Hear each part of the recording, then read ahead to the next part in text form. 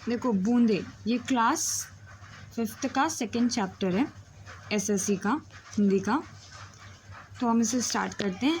रिमझिम गाती बूंदे, धरती पर हैं आती बूंदे। रिमझिम यानी कि बहुत धीरे धीरे, जैसे कि जब बहुत यानी कि बहुत तेज़ बारिश ना होना, धीरे धीरे बारिश होती है ना। देखो स्टार्टिंग में धीरे से बारिश होना शुरू होती है तो आप सब भागना शुरू करते हैं कि अभी बहुत ज़ोर से बारिश आने वाली है, अभी तक आई नहीं है। जो धीरे धीरे बारिश होती है उनको रिमझिम होना कहते हैं, रिमझिम बारिश होना कहते हैं। तो रिमझिम गाती बूंदे, अब ऐसा क्यों लिखा गया है गाती बूंदे? यानी कि देखो बारिश जब होती है तो शोर होता है, आवाज़ आती है बारिश होने की, क्योंकि जैसे वो घरों पे गिरती है, धरती पे गिरती है तो उसकी आवाज़, कुछ ध्वनि उसमें से उत्पन्न होती है। तो उसके वजह से ही ऐसा लिखा गया है, रिमझिम गाती बूंदे, धरती पर हैं आती बूंदे, धरती पर गिर रही हैं वो बूंदें। खेतों बागों मैदानों में हरियाली फैलाती बूंदें। अब खेत, बाग और मैदान, जैसे बाग यानी कि गार्डन वगैरह, और मैदान जहाँ पर बड़े बड़े मैदान नहीं होते जहाँ क्रिकेट वगैरह खेला जाता है। ये 3 उदाहरण यहाँ पे दिए गए हैं। तो तीनों में घास उग जाती है, खेतों में भी घास आ जाएंगी, गार्डन वगैरह आप गए होंगे देखोगे घास से बड़ी बड़ी हो जाती हैं, मैदानों पर घास आ जाती हैं। तो तो घास की वजह से पूरा हरा भरा सब जगह हो जाता है। तो यहाँ पे वही लिखा गया, खेतों बागों मैदानों में हरियाली फैलाती बूंदें, धरती से नालों नदियों में सागर में मिल जाती बूंदें। अब इसका अर्थ समझिए। यहाँ पर देखो पहले, अब बूंदें आ कहाँ से रही हैं? आकाश से। आकाश से कहाँ पे आ रही हैं? धरती पर। धरती पे वो गिर रही हैं, धरती से अब वो कहाँ जाती हैं? नालों पे जाएंगी और या नदियों में जाएंगी।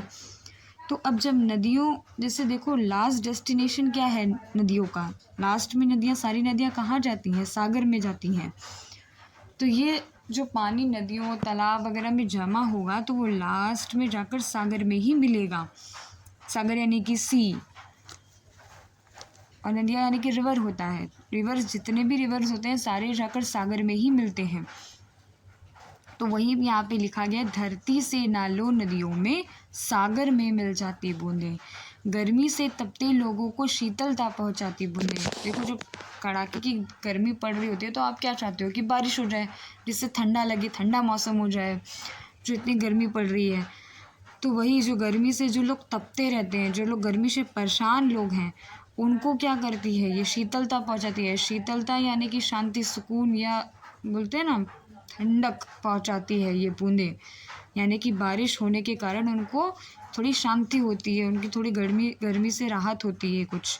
मेढक, मोर, पपीहा, कोयल, सबका मन हर्षाती बूंदें। अब यहाँ देखो 4 उदाहरण दिए गए हैं।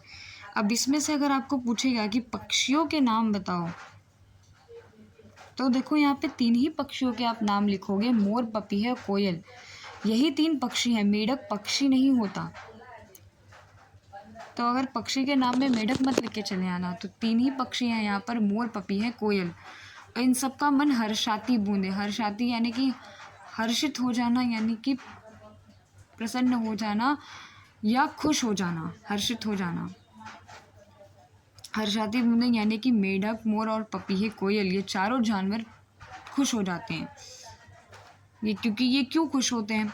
क्योंकि आपने देखा होगा मेढक कब टर टर बोलता है? बारिश। तो बारिश पसंद है मेढक को, मोर को भी पसंद है क्योंकि वो नाचता है।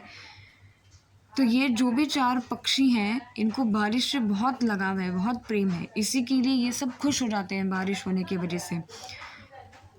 पुरवाही के रथ पर चढ़कर इठलाती मुस्काती बूंदें। जब हवा चलती है, पुरवैया चलती है या हवा चलती है पूर्व दिशा की ओर, तो पूरा पानी ऐसे ऐसे इधर उधर हवा की वजह से जाने लगता है। तो ऐसा प्रतीत होता है, ऐसा लगता है कि ये जो बूंदें हैं ये झूम रही हैं और मुस्कुरा रही हैं, खुश हैं, मतलब बूंदें भी। अगर आपको ये पोएम पसंद आया हो तो लाइक और सब्सक्राइब करें।